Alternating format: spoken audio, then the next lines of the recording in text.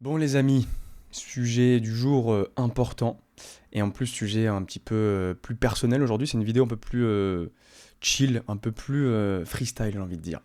Alors certes j'ai toujours des petites notes parce que j'ai envie que mes contenus soient quand même qualitatifs et qu'il y ait franchement de la valeur qui en ressorte en fait de ces contenus le plus possible du moins. Mais là c'était pas trop préparé, là j'ai sorti mon micro, il est 13h, faut que j'aille manger d'ailleurs après. On est le 28 août, je suis à Paris, de retour dans la chambre de quand j'étais étudiant, en fait. Enfin, ouais, voilà, je sais pas si on peut voir un peu derrière moi. D'ailleurs, je me suis acheté une petite light, je sais pas si ça se voit juste derrière moi là. Une petite light un peu bleue, alors j'ai des lumières qui m'éclairent donc on voit pas trop, mais petit investissement. Voilà, c'est un truc qui m'a coûté 20 € d'ailleurs, c'est une pote qui m'en a parlé. Alors du coup, je le précise, hein, vous pouvez l'avoir évidemment si vous êtes en format YouTube, format vidéo. Sinon, je vous le dis, hein, pour ceux qui écoutent, j'ai acheté une petite light trop cool sur Amazon, ça m'a coûté 20 € juste à côté. Et puis en fait, on peut mettre n'importe quelle couleur avec une application, c'est assez simple. Alors moi, j'ai découvert ça il y a pas longtemps, ça se trouve, vous connaissez déjà. Peut-être. Dans ce cas-là, bon, bah tant mieux pour vous. Moi, j'ai découvert ça il y a pas longtemps, j'ai une pote qui me l'a montré. Je trouvais ça trop stylé. Ah bah d'ailleurs, j'ai le paquet juste à côté de moi. Ça s'appelle comment? Rainbow Projector Lamp. Voilà, je sais pas si on peut le voir. Mais franchement, petit placement de produit. Non, mais franchement, hyper cool. Donc, c'est cool parce que je peux mettre un peu les couleurs de Shape Room derrière. Bon, ça se voit pas trop. De toute façon, le but c'était quand même de cacher le bordel qu'il y a derrière moi parce que du coup, quand je reviens chez ma mère à Paris, c'est toujours un peu le bordel parce que je reste pas très longtemps. Je prépare mes affaires pour la suite. D'ailleurs, dans à peu près 7 jours, mesdames, messieurs, je m'envole pour l'Indonésie. Oh, vous savez pas à quel point je suis mais content. Ça fait, je pense, je sais pas, alors 4 mois que j'attends ça. Là, je vais passer 6 mois en Indonésie. Je vous raconterai tout ça dans mes podcasts, vidéos YouTube, évidemment. Et d'ailleurs, franchement, je vous le redis, je vous le dis pas souvent, mais je vous le redis quand même. N'hésitez pas à m'écrire sur Instagram si vous avez des idées de sujets, des idées de vidéos, quand je m'exprime sur certains sujets. Si vous dites ah putain, mais c'est dommage, il a pas mentionné ça, ou ah c'est dommage, il parle pas de ça. N'hésitez pas à m'écrire sur Instagram, vraiment. Parce qu'en fait, là, ça fait 2 semaines que je reçois franchement de plus en plus de messages par rapport à mes vidéos YouTube et mes podcasts. Et en fait, ça fait trop plaisir de voir que bah il y a des humains derrière en fait, il y a des humains derrière cette putain de caméra, il y a des humains derrière ce putain de micro et derrière surtout ces statistiques que je vois voilà, toutes les semaines. Et juste de savoir que ça vous plaît, que ça vous motive, que ça vous drive, que ça vous inspire, peu importe, mais c'est un plaisir de fou. Donc, je le dis dès l'intro, je pense que je le dirai à chaque fois, écrivez-moi sur Instagram, ça me fait trop plaisir, comme ça on peut échanger. J'ai même quelqu'un qui m'a écrit qui s'appelle Laure, je crois. Si je me souviens bien, ouais, il s'appelle Laure, qui m'a écrit, qui va aussi à Bali, donc on va se voir là-bas. Enfin, voilà, moi c'est aussi pour ça que je fais tout ça, c'est aussi pour ça que j'écris, que je fais des podcasts, que je fais cet accompagnement qui s'appelle Shape Room, que je fais des vidéos YouTube, c'est aussi pour rencontrer des gens en fait. Alors évidemment, c'est pas que pour ça, mais ça me fait trop plaisir de vous voir que les sujets vous touchent, ça peut vous aider, vous inspirer ou peu importe, parce que c'est le but voilà, de ces podcasts et de ces vidéos. Donc n'hésitez pas à m'écrire sur Instagram et aussi, si vous souhaitez me donner de la force, le mieux la meilleure chose possible, c'est de noter ce podcast, ou de mettre des commentaires sur YouTube, ou de vous abonner à ma chaîne YouTube, ou de liker, partager. Alors non seulement ça me donne de la force, mais ça va aussi donner plus de rayonnement à ce que je dis en podcast, YouTube, peu importe, ça donne plus de rayonnement aussi à ce que je souhaite transmettre à travers mon projet Shape Room, et ça donne plus de force à tous mes freelances qui sont dans ma communauté. Parce que mine de rien, derrière, ce que je souhaite, c'est que cette communauté qui est grandissante aujourd'hui, on est une vingtaine, à terme, je veux que ce soit la plus influente et la plus grande de France. Et donc, au-delà de juste dire, ouais, je veux une communauté hyper forte, hyper influente, en fait, j'ai vraiment envie de véhiculer des bonnes valeurs et un bon message. Parce qu'en gros, avec Shape Room, je l'ai déjà dit dans certains épisodes, mais c'est toujours bien de le répéter, moi j'estime que j'ai une mission à travers Shape Room. Et cette mission, c'est de rendre les gens libres et épanouis. Voilà, grâce à un métier, en l'occurrence le media buying. Mais après, j'aimerais diversifier les bootcamps que j'ai dans Shape Room. Là aujourd'hui, c'est du media buying, c'est de la publicité en ligne, donc tu apprends à devenir voilà, expert en publicité en ligne. Et grâce à ce métier, bah, tu peux voyager, tu peux être à ton compte, tu peux vraiment te sentir utile, important, bien gagner ta vie, voilà, choisir tes horaires, tes vacances, bref, on connaît la chanson. Et en fait, à travers ce style de vie, donc le style de vie de freelance, en fait, entrepreneur, et ben en gros, les gens sont épanouis, sont vibrants, vivants, tu vois. Parce que au-delà de l'aspect vraiment purement stylé du truc, ouais, t'es à Bali, tu voyages, tu gagnes bien ta vie ou quoi que ce soit, t'as aussi des moments de down, t'as des moments de doute, t'as des coups de mou, ce qui est normal. Comme d'ailleurs en ce moment pour moi. Et c'est pour ça qu'on va en parler dans le sujet de la vidéo. Parce que, voilà, là, il y a 2 3 jours un peu plus difficiles pour moi et j'en parle pas souvent. Et c'est pour ça que j'ai un peu improvisé ce podcast là. Parce que ça me semblait important de pouvoir aussi parler de sujets un peu plus durs, un peu plus compliqués pour moi. Je pense que c'est une place totalement légitime que je peux avoir sur le podcast ou sur YouTube. Ça me semble important de ne pas juste montrer les choses belles. Voilà. Même si, bon, moi j'aime vous faire rêver les potes, hein. On est là pour ça quand même. Mais bref, au-delà de ça, du coup, se sentir vivant à travers des moments de coups de mou, parce que quand c'est difficile, tu te sens vivant en fait. Tant que c'est, tu vois, c'est de l'émotion, tu vois, c'est cette incertitude dont je parlais dans un autre podcast, cette insécurité qui est là, en quelque sorte, mais qui fait qu'on se sent mais vivant, quoi. Et après, la victoire de demain n'est que plus belle. Et donc à travers ce style de vie, d'être freelance, etc., moi ce que je veux, c'est œuvrer pour un monde meilleur. Parce que quelqu'un qui est épanoui, qui se sent vibrant, vivant, et ben naturellement, tu vas faire le bien autour de toi, tu vois. Tu vas rayonner. Parce qu'on sent que tu as une mission, on sent que tu es porté par un truc, tu as un style de vie qui te fait kiffer en fait, tu vois. On sent que tu es à ta place. Donc je pense notamment à Mathias. Il y a une vidéo qu'on a faite ensemble, une interview que vous pouvez retrouver sur la chaîne YouTube, qui est dispo aussi sur le podcast. Je pense notamment à Tom Soa qui a 18 ans, je pense à Lucien aussi, je pense à Sonia également. On va tourner le podcast demain d'ailleurs, donc il va sortir courant septembre. Enfin bref, je sais plus où est-ce que j'en étais, mais tout ça pour dire que voilà, épisode un peu plus freestyle, un peu plus spécial, mais dans tous les cas, il y a quand même toujours de la valeur qui est apportée, ça me tient vraiment à cœur. Et aujourd'hui, le sujet, alors je sais pas quel sera le titre exactement, normalement ça va être un truc du style, les plus grands succès viennent de ceux qui se sentent imposteurs, ok. Et le but, c'est que, en fait, ma phrase d'accroche, si tu veux, pour l'épisode, c'est ce que tu as dedans n'a rien à voir avec ce que tu crois valoir. Ça va être mon hook. Voilà, ok. Donc restez bien accrochés. On va décortiquer tout ça ensemble. En gros, je vais vous introduire un petit peu ma situation actuelle, ce qui s'est passé dans les semaines précédentes. Et puis après, on va attaquer le sujet du jour, en fait, qui est en rapport. Alors, il y a un peu 2 piliers, si vous voulez, sur cette vidéo. Il va y avoir donc tout ce qui tourne autour de l'imposteur, en fait. On parle beaucoup du syndrome de l'imposteur, etc. Mais tout ça, c'est du fake. Ce n'est qu'un écran de fumée. Je vais vous expliquer pourquoi moi je vois la chose comme ça. Et je pense que ça pourra vraiment vous aider à traiter avec cette légitimité. On parle tout le temps d'être légitime sur un domaine pour se lancer en freelance, ce qui est normal, hein. Mais en fait, on accorde beaucoup trop d'importance à ce sujet. Et je vais vous expliquer pourquoi. Pour moi, c'est une construction mentale, en fait. Voilà, mais bref. Il y a ce premier pilier. Et deuxième pilier, ça va être tout ce qui est autour de la motivation, en fait. Ce truc de, ce hustle mode qu'on voit souvent sur les réseaux. Pour y arriver, il faut travailler dur. Pour y arriver, voilà, il faut être discipliné. La morning routine, le truc, le machin. Ce qui est en partie vrai, hein. Mais vous allez voir qu'on va tempérer le truc parce qu'il faut remettre l'église au milieu du village, putain. Voilà, faut se dire les choses. Et aujourd'hui, c'est un sujet important parce que je pense qu'il y a pas mal de personnes qui vont écouter ce podcast et qui vont regarder cette vidéo, du moins je l'espère. De plus en plus, c'est pour ça, donner de la force. Likez, commentez, partagez les potes, vraiment. Et puis moi, ça me permet aussi de savoir quel impact je peux avoir. Et encore une fois, écrivez-moi sur Instagram. Mais voilà, le but, c'est que ça aide énormément de personnes qui pensent à se lancer en freelance ou ça se trouve, toi, en ce moment, tu es en train de te lancer en freelance. Donc ça va vraiment t'aider. Je termine ma petite intro qui est bordélique. Je vous l'ai dit, c'est freestyle là, mais c'était un peu c'était pas le but, je veux dire, c'est le but. Mais voilà, c'est aussi ça. J'aime bien les sujets un peu, les podcasts un peu plus chill, où voilà, il n'y a pas trop de montage ou quoi que ce soit. Après, j'aime bien quand c'est clean un minimum, mais où juste je sors mon micro et je parle. Et évidemment, j'ai un sujet, hein, je vais pas juste parler devant la caméra comme ça, comme un débile. Mais bref, je vous mets un peu de contexte. Je suis revenu de vacances. J'ai fait 2 semaines de vacances. D'ailleurs, très stylé. On a fait Serbie, Monténégro, Bosnie-Herzégovine. Et puis, on a fait un road trip. En fait, on a loué une voiture à Budapest. Et on est descendu en Serbie. On a fait le Monténégro. On est passé par la Bosnie. Et on a rendu la voiture à Budapest. D'ailleurs, petit aparté sur ce sujet-là. On a loué une voiture. Et à un moment donné, il y a la marche arrière qui avait du mal à s'enclencher. Je faisais un créneau. Et il y avait un petit poteau en face. Et en gros, comme comment dire, c'était légèrement en pente vers le poteau.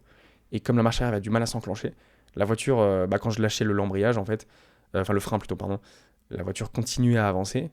très légèrement, et en fait, à un moment donné, elle touche le poteau, mais genre, on sent rien du tout, tu vois. Bref, et en fait, il y avait une mini égratignure. Mais quand je vous dis une mini égratignure, c'est vraiment un truc, genre, ça faisait 2 cm, tu vois. On rend la voiture à Hertz, du coup, à Budapest. Bref, du coup, le mec remarque la petite égratignure et je me suis dit, bon, putain, alors, il va rien se passer, tu vois. Je lui ai demandé et tout, comment ça se passe. Il m'a dit, bah, j'envoie le truc au desk, à l'office, là, au bureau, et c'est eux qui décident de leur côté. Genre, bon, bah, ok, d'accord, très bien, j'aurais bien aimé discuter, mais. Parce que je me suis dit, ça se trouve, ils vont nous mettre une couille, tu vois. Parce que c'était vraiment une toute petite égratignure, mais tu sais, dans ce genre de. Quand tu loues une voiture, c'est toujours un peu le stress de se dire, ah putain, si je fais une trace, qu'est-ce qui va se passer?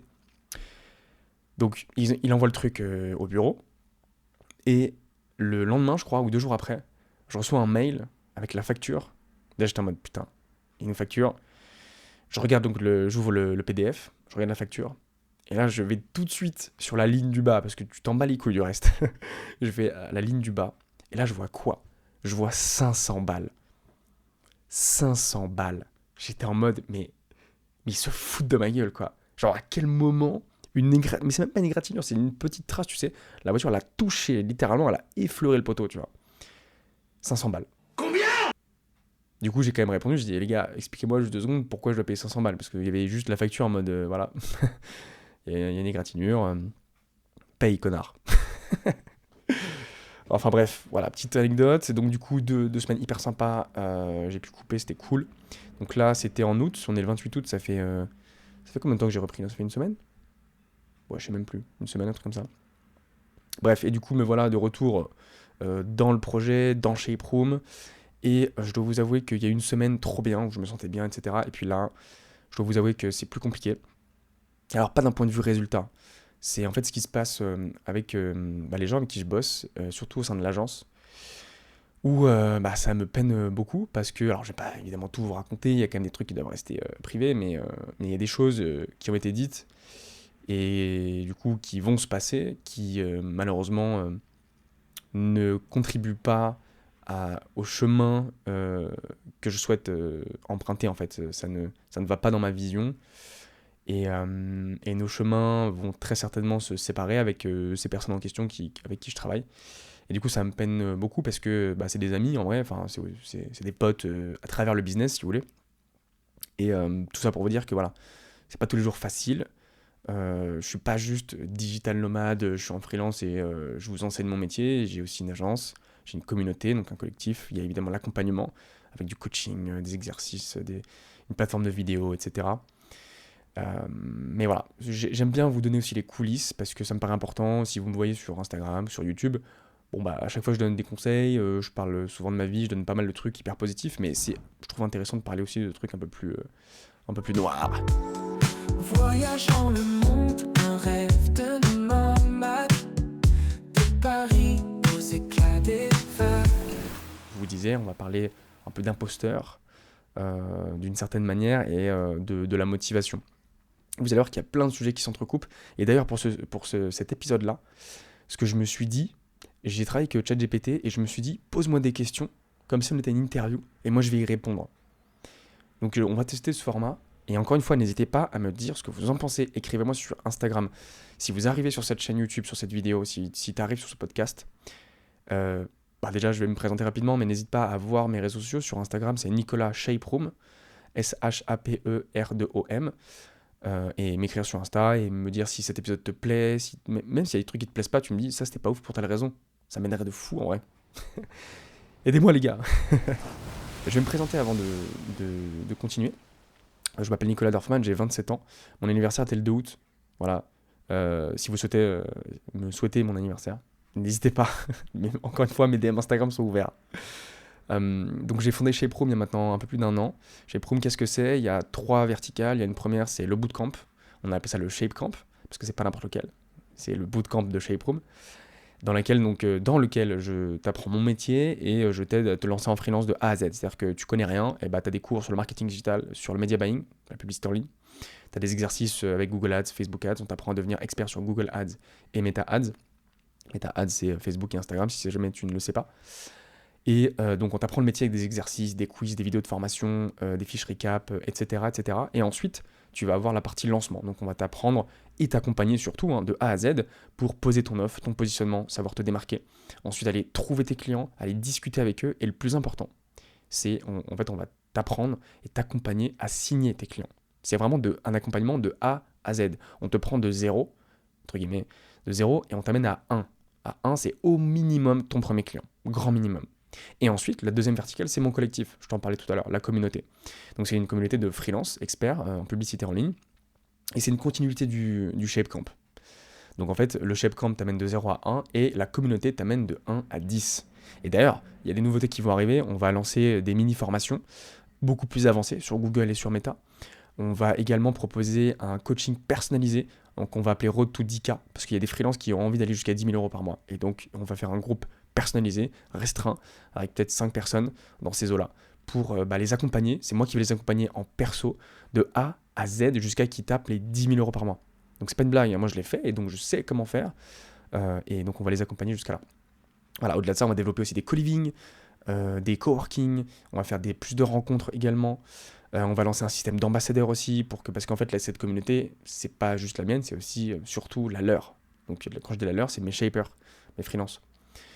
Voilà. Et la troisième verticale, c'est mon agence, donc celle dont je te parlais tout à l'heure aussi, qui s'appelle ShapeAds, avec laquelle on accompagne des entreprises à se développer en ligne, grâce aux publicités en ligne, notamment Google et Meta. Voilà, les présentations sont faites. Je me permets de te rappeler que ma mission à travers ShapeRoom, c'est d'œuvrer pour un monde meilleur en rendant les gens libres et épanouis, notamment grâce à cette communauté et ce bootcamp. Si tu veux te lancer en freelance, ou alors tu es en train de te lancer en ce moment même, mais tu galères, tu as du mal pour je ne sais quelle raison. À ce moment-là, tu te dis naturellement, ok, je dois être motivé, voilà, hustle mode, peut-être morning routine et tout, j'en sais rien. Tu te dis, ouais, ça va pas être facile, donc je dois être solide. Il y a plein de choses à faire, peut-être que tu as une to-do qui est énorme. Et surtout, tu te dis quelque part, je dois prouver qui je suis. Alors soit tu te le dis consciemment, soit tu te le dis inconsciemment, mais on a tous ce besoin de prouver en fait, de se sentir légitime. Et du coup, ça se transmet par beaucoup d'éléments extérieurs. Donc en fait, ces éléments extérieurs, c'est ta to-do, c'est la motivation, donc c'est beaucoup travailler, surtout en France, on a cette culture de, ok, plus tu bosses, plus tu fais des heures, plus tu fais d'heures de travail, plus tu es inconsciemment en fait récompensé.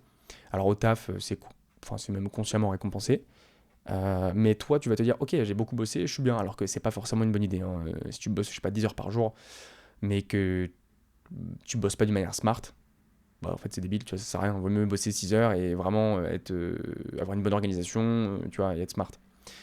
Et en fait, surtout derrière tout ça, tu vois, derrière ce sentiment de vouloir être motivé, de vouloir prouver, tu vois, de se dire, faut que je sois comme cette personne-là, parce qu'il y a aussi parfois ces éléments de comparaison sur LinkedIn ou je ne sais quoi. On a toujours envie de ressembler en quelque chose, en quelqu'un. On voit sur Instagram aussi beaucoup de discours de motivation, en mode hustle mode, en mode voilà, tu vas te lever tous les jours, 7 heures, faire plus que les autres, gna gna gna. Mais en fait, derrière tout ça, se cache de vraies peurs. C'est est-ce que ça va marcher ? Est-ce que je suis à la hauteur ? Est-ce que je vais réussir ? Et quand bien même je trouve un client, comment ça se passe ? Est-ce que ça va marcher ce que je vais faire ? Est-ce qu'il va être content de mon travail ? Tu vois ? Donc en fait, on va parler de tout ça. Ce qu'on va voir ensemble, c'est que ce qu'on va voir ensemble, c'est en quoi la valeur intérieure ne se mesure pas à la motivation constante. Ça, c'est déjà une première chose. Deuxième chose qu'on va voir ensemble, c'est en quoi les éléments extérieurs que tu construis, consciemment ou inconsciemment, ne sont que des écrans de fumée. Je te l'ai dit déjà en intro. Et finalement, est-ce que le syndrome de l'imposteur ne serait qu'une invention, une croyance, une arnaque en fait ? Et donc c'est pour ça que peut-être que le titre de cet épisode, je ne dis pas peut-être, mais j'aime bien cette phrase qui dit que les plus grands succès viennent de ceux qui se sentent imposteurs. Et oui, parce qu'on va attaquer tout ça, c'est hyper intéressant en fait. On a toujours l'impression de vouloir passer d'une identité A à une identité B, de vouloir faire face à ce syndrome de l'imposteur, tout en étant motivé, organisé, tout se passe bien, tout roule. Et en fait, finalement, on essaye de vaincre ce syndrome de l'imposteur. Mais pour moi, ce n'est pas la bonne idée. On va décortiquer tout ça ensemble, accroche-toi bien, pose-toi dans ton canapé, dans ton fauteuil ou je ne sais où. Voilà, fais-toi kiffer, prends un petit verre d'eau, je ne sais quoi. N'oublie pas, encore une fois, je te regarde droit dans les yeux mon pote. Si tu aimes cet épisode, si tu aimes mes vidéos YouTube, abonne-toi s'il te plaît, ça me ferait mais un plaisir de fou. Abonne-toi à ma chaîne YouTube, abonne-toi au podcast, laisse un commentaire, laisse un avis, écris-moi sur Instagram, voilà, partage, voilà, donne de la force, ça me ferait vraiment plaisir. Et puis écoute, je te souhaite une très bonne écoute pour la suite du podcast et de la vidéo YouTube. Comme je te l'ai dit, j'ai bossé avec ChatGPT pour faire une petite trame interview. Ça va être, on va tester, on va voir ce que ça donne. Je trouvais ça marrant de tester ça comme ça. Alors beaucoup de gens pensent que pour réussir, il faut être motivé en permanence. Est-ce que toi aussi tu as cru ça au départ? Première question de notre cher ami ChatGPT. N'hésitez pas, je vais vous marteler en fait. N'hésitez pas à m'envoyer un message sur Instagram pour vous dire si les questions de ChatGPT sont pertinentes. Donc beaucoup de gens pensent que pour réussir, il faut être motivé en permanence. Est-ce que tu as cru ça au départ? Oui, carrément, comme tout le monde. Mais c'est ce que je vous disais tout à l'heure. En fait, on est blindé de vidéos comme ça et de podcasts de la sorte. C'est un peu du mindset à 2 balles, tu vois. En mode, voilà, il faut en vouloir plus que les autres, il faut en faire plus que les autres. Alors, il y a une petite part de vérité quand même. Hein. Mais en fait, ça cache beaucoup de choses parce que ça, ces conseils-là qu'on peut voir à droite à gauche, c'est juste des conseils de surface, tu vois. Il n'y a pas des conseils de fond, en fait, tu vois.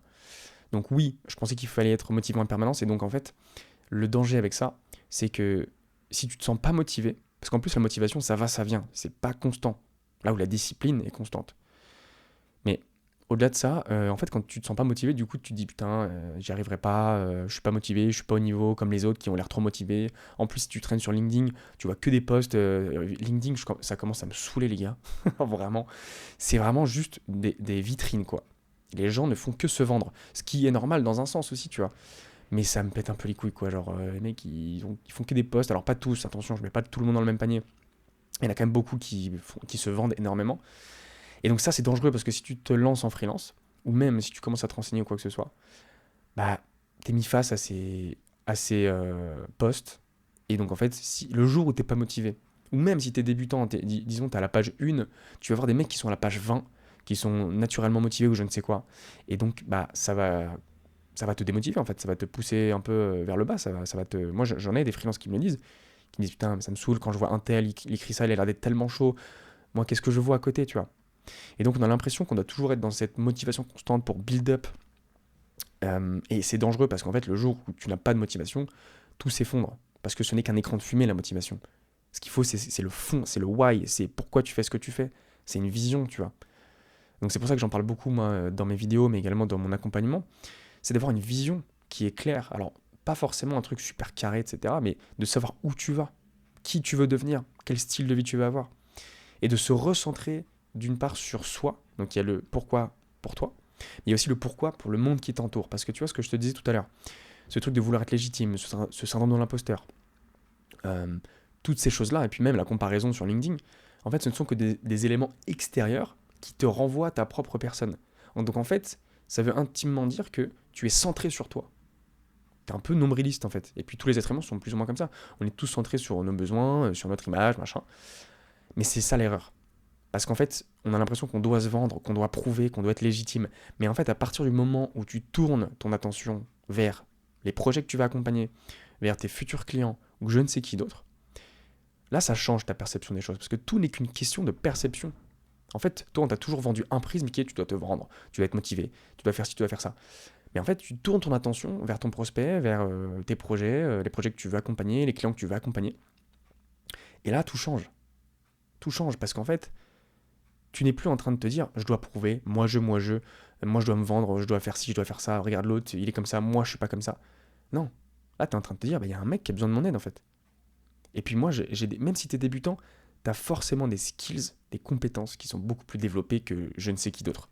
Je ne sais quel autre client. Et moi, c'est pareil avec chez Pro. Moi, je vois des écoles, je vois des formateurs qui ont plus d'expérience que moi, mais j'en ai rien à foutre. Parce que moi, j'ai une putain de mission, en fait. Et je sais que ce que je connais là, en ce moment, mes compétences, et mes vidéos YouTube, c'est pareil. Tu vois, je vois des vidéos qui sont incroyables. Et moi, je suis en mode... parfois, je me dis, mes vidéos, elles sont pas ouf, mais en fait, je kiffe ce que je fais déjà. Et je sais que ça va aider des gens et ça aide déjà des gens. Et j'espère que ça t'aide aussi. Et en fait, dis-toi que si tu es à la page 2, par exemple, et bah, tu vas aider la personne qui est à la page 1, tu vois. T'es pas obligé d'être au niveau 20, en fait. Et toutes tes connaissances et tes compétences que tu as aujourd'hui, elles vont forcément aider des gens. Il y a des gens qui ne connaissent pas tout ce que tu sais. Moi, je me posais les mêmes questions. Je me disais, putain, mais moi, je suis accompagné par un coach, le mec, il est trop chaud. Et je me disais parfois, mais putain, mais moi, je suis qui pour coacher, tu vois. Mais en fait, vu ce que j'ai traversé, vu ce que je travaille, je suis coaché, je suis formé, etc., je connais plein de trucs en fait. Et à partir du moment où tu commences à transmettre, où tu commences à vraiment considérer l'autre personne, la personne qui est en face de toi, qui a besoin d'aide, qui a besoin de toi, bah là finalement tu te rends compte que t'es chaud, en fait, que tu te rends compte que t'as des connaissances, t'as des compétences, et que ça peut marcher. Mais je sais que c'est pas facile.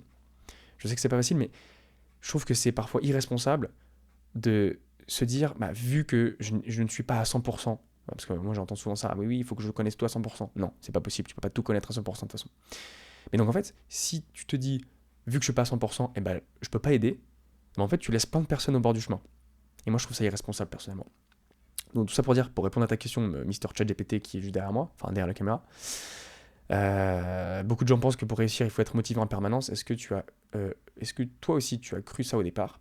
Oui, complètement. Voilà. Donc moi aussi je suis tombé dans ce truc-là, dans vouloir être motivé tout le temps, et le truc c'est que la motivation constante, ça n'existe pas. Il faut être discipliné, et au-delà de ça, il faut avoir une vision et un pourquoi. Et il faut aussi accepter que y a des moments comme moi aujourd'hui où vraiment énergie complètement down. Là, tout à l'heure, avant d'allumer le micro, j'étais devant mon ordi, je regardais par la fenêtre là comme ça.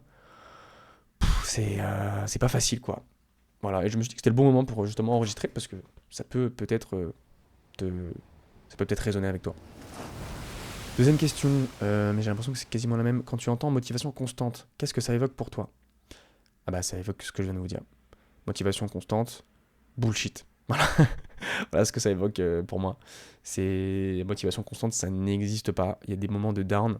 Et en fait, le problème avec ce truc de motivation constante, d'être meilleur que les autres, d'en faire plus que les autres tout le temps, c'est justement tu tombes. En fait, tu t'obliges à ne pas accepter tes moments de down, les moments où t'es pas bien, les moments où t'es fatigué, et c'est normal en fait. C'est normal. Point. Et en fait, c'est justement des moments qui sont importants. Si tu les considères et si tu les vis à 100%, derrière, c'est comme si t'étais. Je me rappelle, ma cousine, elle m'avait donné une image que j'ai bien aimée. C'est comme si t'allais au fond de la piscine, tu vois. Et au fond de la piscine, tu remontes toujours forcément.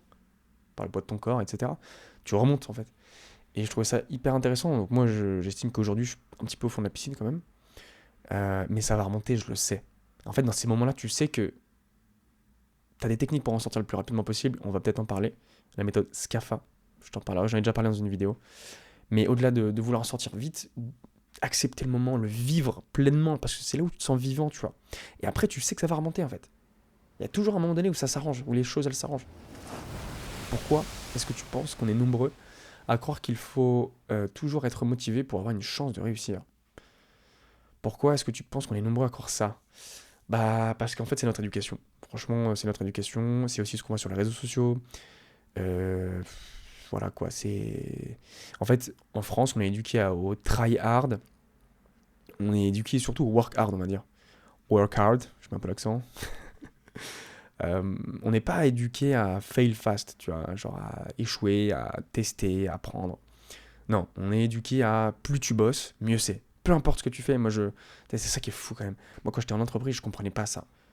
C'est-à-dire que les heures, c'était 9h30, 18h30.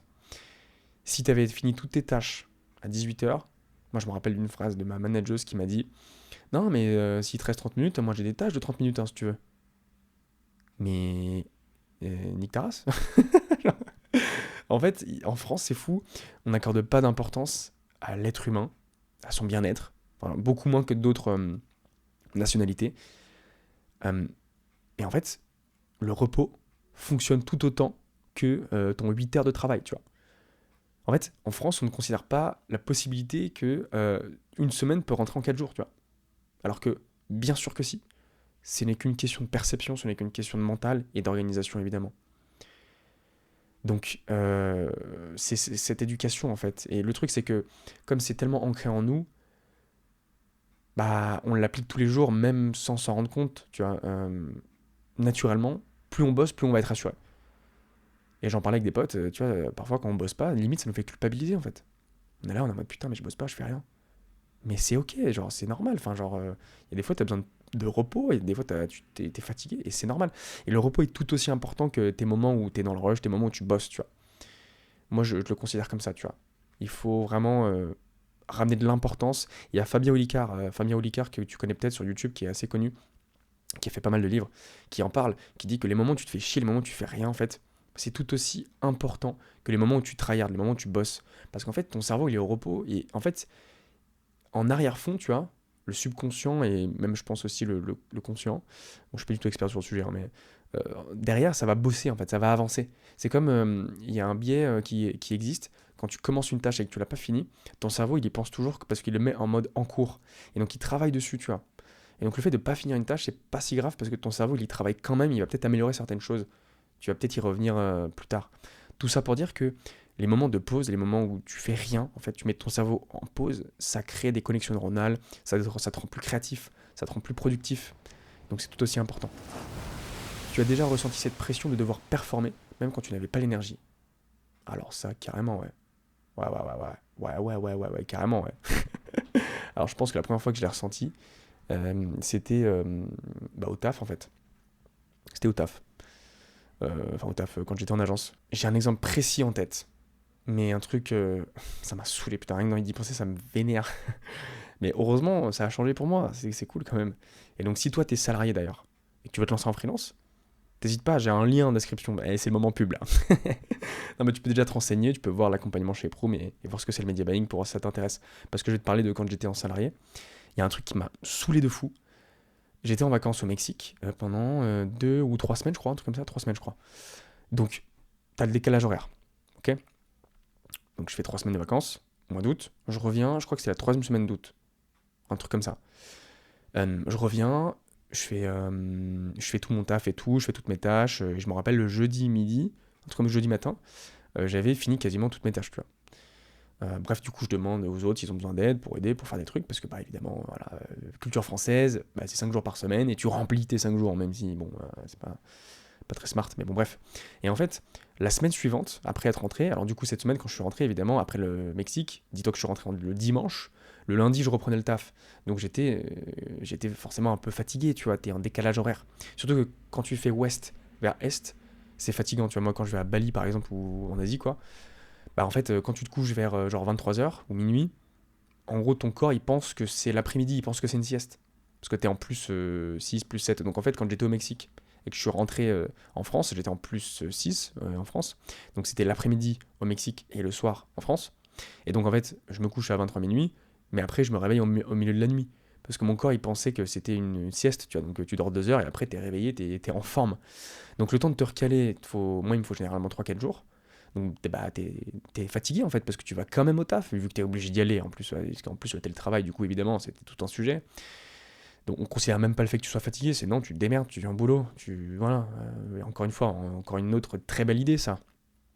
Donc du coup j'allais au boulot, j'étais fatigué et donc naturellement j'étais moins dynamique dans ma manière d'être, ce qui est normal. Enfin je veux dire, puis même dans mes tâches du coup parce que j'étais fatigué, j'avais du mal à dormir. Parce que j'ai décidé de reprendre directement, ce qui était une erreur, mais bon, voilà, tu prends 3 semaines de vacances, bah t'es un peu obligé quelque part. C'est con, putain, c'est vraiment débile quand tu y penses. Mais quand tu fais 3 semaines de vacances, tu te sens un peu obligé de reprendre le taf direct. Et je m'en rappelle, donc, après cette semaine compliquée, l'autre semaine, la deuxième semaine, ça y est, j'étais recalé.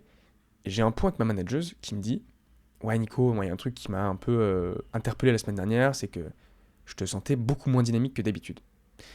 Et ça, voilà, j'aime pas trop parce que je te voyais un peu plus sur ton téléphone, je voyais que t'étais un peu plus fatigué, que tu faisais pas ce que tu devais faire, tu pouvais aller plus vite, tu pouvais faire plus, tu pouvais faire mieux. Quand j'ai entendu ça, je me suis dit, mais on est où là? Mais on est où, putain? On n'a pas le droit de vivre? Tu sais, on n'a pas le droit d'être fatigué, on n'a pas le droit d'avoir des coups de mou, tu vois? Non, faut toujours performer. Mais lâche-moi, putain! Et vraiment, alors je lui ai pas dit ça. Parce qu'à l'époque, j'étais en alternance, c'était il y a 4 ans maintenant. Mais je lui ai dit, écoute, je vais pas dire son nom, mais écoute, je reviens du Mexique, j'ai le décalage horaire, je suis fatigué. Je suis peut-être moins dynamique, mais je fais ce que je peux. Je fais mes heures de travail, j'ai terminé mes tâches le jeudi matin. Voilà. Et après, j'étais dispo pour aider les autres. Donc pour moi, ça me paraît ok. En plus, t'es troisième semaine d'août, quand t'es en agence de publicité en ligne, pardon, mais il n'y a pas non plus 1000 sujets, tu vois. Et c'est ok, c'est normal des fois d'avoir des coups de mou, dans une période où tu fais moins, parce que voilà. Donc bon, elle voulait pas l'entendre, mais au-delà de ça, ça répond à la question de notre cher ami ChatGPT. Tu as déjà ressenti cette pression de devoir performer même quand tu n'avais pas l'énergie. Bah, c'était clairement ça, tu vois. Voilà. Et puis évidemment, je l'ai encore aujourd'hui parce que là c'est différent. C'est mon projet, mais pour Shape Room parfois, oui, j'ai envie de performer tout le temps, tout le temps, tout le temps parce que j'ai envie de faire grossir mon projet, même quand je n'ai pas l'énergie. Et c'est pour ça que j'essaye énormément de tempérer, de m'écouter. Bien voilà, aujourd'hui, bah, fatigué, et bah, je vais moins performer et c'est ok. Il y a un mec sur YouTube, sur Instagram, il fait des vidéos parfois et je sais plus comment il s'appelle, il faudrait que je retrouve le nom. Et il parodie un peu les coachs, ça me fait trop marrer. Et il fait et c'est ok. Et ça me fait trop marrer. Bref, du coup, dès que je le dis, ça me fait penser à lui. Quelles conséquences ça peut avoir de se juger uniquement sur son niveau de motivation? Eh ben, c'est trop bien comme question, merci ChatGPT, parce que quelles conséquences ça a de se juger uniquement par ça? Et au-delà de la motivation, c'est aussi par notre niveau de performance, en fait. Notre capacité à avancer, à faire les choses, à remplir notre to-do. C'est ça, et ça c'est fou, parce qu'il faut absolument qu'on se, qu'on se détache de cet objectif de performance, de to-do, et en fait aussi des objectifs. Moi, je dis tout le temps, les objectifs ne sont pas faits pour être atteints. Un objectif, c'est un cap, c'est une direction. Alors si tu matches tes objectifs, si t'es au-dessus, tant mieux. Mais pour moi, si tu matches tes objectifs ou si t'es au-dessus, c'est qu'il y a un problème. C'est peut-être que ton objectif, bah, il n'était pas assez élevé en fait. Et donc du coup, il faut arrêter de considérer que il faut tout le temps performer, il faut tout le temps être motivé, il faut tout le temps remplir ses objectifs. Ça ne marche pas parce que du coup, le risque, les conséquences, c'est justement de ne pas être motivé, de se dire qu'on est nul. Et en plus, ça a été prouvé scientifiquement de se répéter parfois qu'on est nul ou qu'on n'arrive pas à avancer ou je ne sais quoi, bah qu'en fait, ça joue en ta défaveur, tu vois. Alors l'idée, c'est pas d'être dans le déni, d'être en mode oui, c'est bon, tout va bien, mais c'est d'accepter et puis de se dire que ça va aller mieux et que voilà, tu connais, t'as des cycles, la vie c'est un cycle, tu vois. Mais il faut tout autant considérer en fait les moments de doute, les moments compliqués, de non-motivation, que des moments où tu performes en fait. Ils sont tout aussi importants, et ils sont tout aussi nourrissants. Donc les conséquences, c'est que tu deep down dans tes pensées, dans tes moments de down et tout, et c'est ça les conséquences, et le risque c'est que bah, en fait ça joue en ta défaveur, alors que toi ce que tu veux c'est performer et avancer. Est-ce que tu peux nous raconter un moment concret où tu t'es dit là je suis pas assez motivé, je vais échouer? En vrai je pense pas. Par contre, quand j'étais en entreprise, ça m'est arrivé de me dire je serai pas à la hauteur de ce qu'il me demande, donc je vais échouer. Genre je vais me faire virer quoi.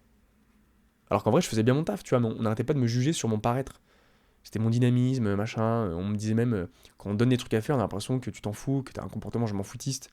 Mais les gars, je faisais les choses en âme et conscience, je travaillais bien. On me disait, ouais, tes clients, tu les gères bien, il y a des bons résultats. Je faisais même des formations, j'étais en alternance. Je donnais des formations à des gens qui arrivaient, en CDI d'ailleurs. Donc, je comprenais pas, tu vois. Après, on me disait, ouais, t'es pas assez dynamique, t'es pas assez présent, tu fais trop de télétravail. Putain, un truc de merde, quoi. Quand on te donne un truc à faire, on a l'impression que tu t'en fous. Mais que dalle, c'était juste ma manière d'être, tu vois. Donc là, je me suis dit, oui, je vais peut-être échouer à ne pas rester, à rester dans cette entreprise. Mais bon, finalement, je suis parti et c'était la plus belle décision de ma vie, hein, de me lancer en freelance. Putain, c'était incroyable, quoi. 4 mois après avoir quitté mon job, quand même, enfin, quitté mon alternance, du coup, je faisais 10 000 euros. Je sais pas si vous vous en rendez compte, quand même. Là, je me suis prouvé à moi-même que j'étais pas du tout un clampin, là, pas du tout un mec chill. Et puis qui n'était pas dynamique quoi. 4 mois après, je faisais 10 000 euros par mois. Je travaillais avec des clients avec Nivea, des trucs de ouf comme ça, tu vois. Donc là, j'étais en mode, ok, en fait, je suis chaud, voilà. Et c'était 4 mois après, enfin, comme quoi, la progression, elle peut être comme ça, tu vois. Et parfois, par contre, il faut du temps. Ça, c'est normal. Donc, comment tu as traversé ces moments de creux? Bah, comme aujourd'hui, tiens, voilà, on y arrive. Comment j'ai traversé ces moments de creux? Et bah, c'est assez simple, je vais me répéter, hein. Mais comment tu les traverses? Et bah, tu donnes de l'attention. Tu les vis. Parce qu'en fait, parfois, on a tendance à mettre ces moments de creux, ces moments de down, ces moments de doute, etc., où t'es pas bien. Tu les mets de côté, tu les mets sous le tapis, tu vois. En mode comme de la poussière, en mode tu veux pas la voir. Pourquoi? Parce qu'on est élevé dans ce truc de il faut toujours être au top, il faut toujours être le meilleur, il faut toujours être motivé, il faut toujours faire ci, faire ça, performer. Et donc, en fait, naturellement, tu te dis, bah non, mais je devrais pas être comme ça, c'est pas normal. Vas-y, je me motive, allez, je me mets un coup de pied au cul. Et justement, ce truc de se mettre un coup de pied au cul, c'est une débilité. Arrêtez-vous de faire ça, de mettre des coups de pied au cul, ça ne marche pas. Bien au contraire, acceptez le truc, acceptez l'émotion, acceptez la situation, vivez-la en fait. Accordez-y de l'attention parce que quand vous êtes au fond, quand vous êtes dans le creux, c'est là où tout se joue en fait. Si vous y mettez pas de l'attention, ça va revenir. Ou alors vous allez rester un petit moment là-dedans parce que vous êtes dans le déni, tu vois. Au contraire, au lieu de mettre la poussière sous le tapis, vous soulevez le tapis. Ah ouais, putain, en fait, il y a pas mal de poussière. Je vais peut-être regarder, je vais voir ce qui se passe. Et je vais nettoyer. Mais c'est comme ça qu'on traverse des moments de creux. C'est comme des problèmes, je sais pas, des choses qui reviennent sans cesse, ça peut arriver. C'est comme, je sais pas, si demain t'as un facteur qui tape à ta porte, mais que tu veux pas lui ouvrir, bah il va toujours taper, il va dire mec, j'ai un colis pour toi, en fait, tu vas répondre, je sais que t'es là, tu vois. Et bah c'est pareil, quand t'as des moments de doute, etc., que tu veux pas regarder, bah là tu t'ouvres la porte, t'acceptes le facteur, tu dis ah oui d'accord, t'as un colis, puis c'est un colis de merde. Mais tant mieux, on l'accepte, on regarde. Parce que c'est grâce à ça qu'ensuite vous allez remonter, tu vois. Encore une fois, je vous reprends l'image, j'adore les images. L'image de vous êtes au fond de la piscine. Chut, ça va remonter. Croyez-en mon expérience. Et là, c'est trop bien parce que je suis dans un moment de creux, donc je sais que ça va remonter. C'est pour ça que là, je vous parle. En vrai, ça va. Même si, bon, voilà, je suis content d'être derrière un micro et de parler, mais c'était difficile quand même tout à l'heure. Et c'est normal, je l'accepte. Et c'est comme ça que pour moi, on traverse ces moments de creux. On accepte, on vit. Et la vision, le pourquoi, ça aide énormément.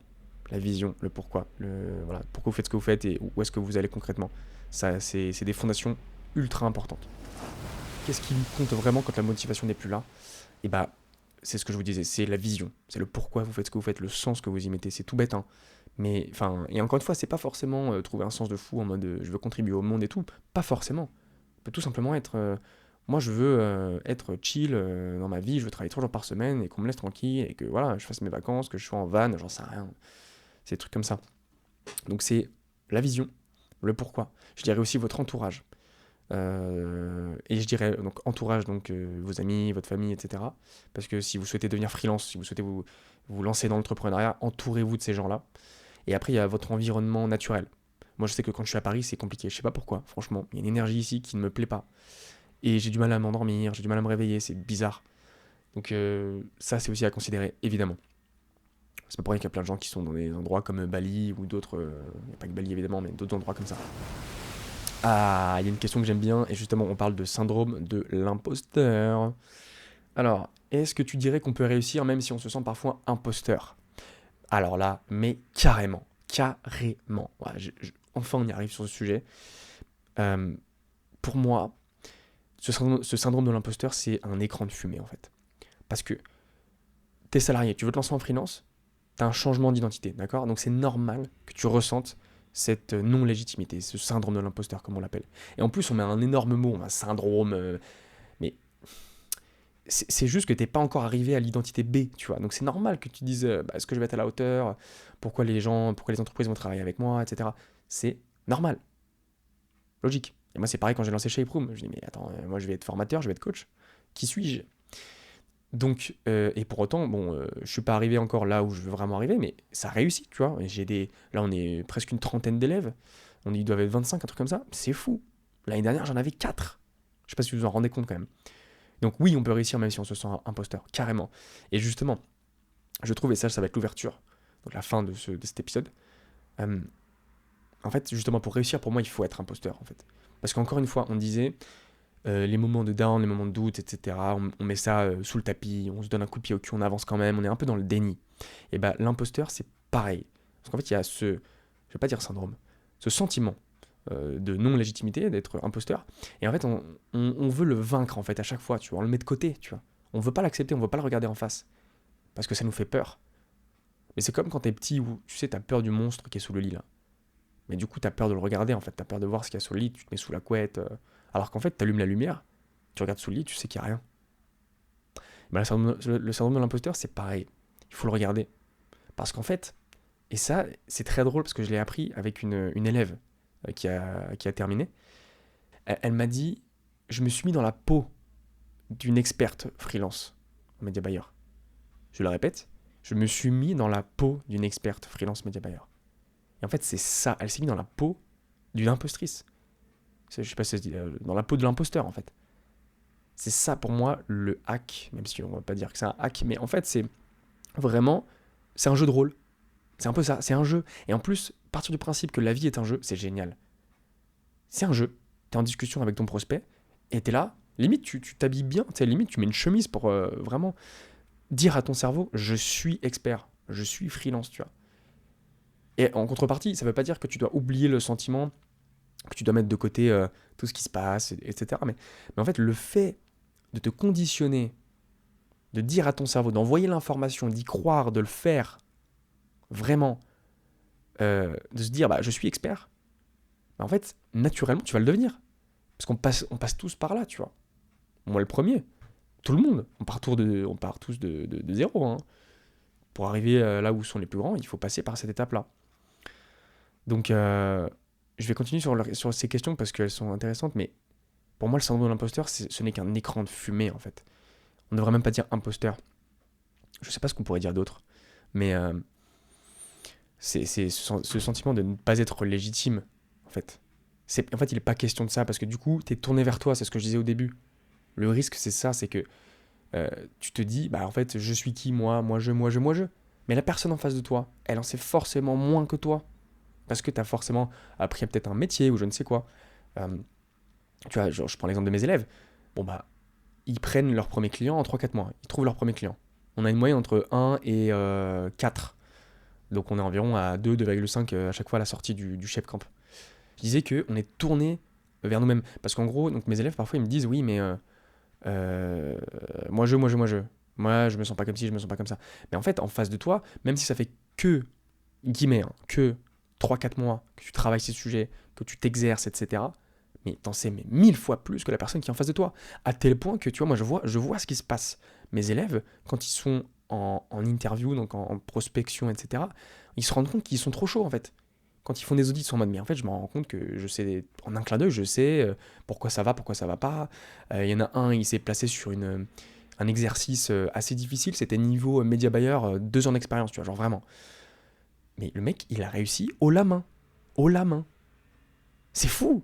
Mais tout ça parce qu'en fait, ils y croient, tu vois. Ils se sont exercés, etc. Et ensuite, c'est ok, ils se mettent dans la peau de l'expert et ça fonctionne de fou.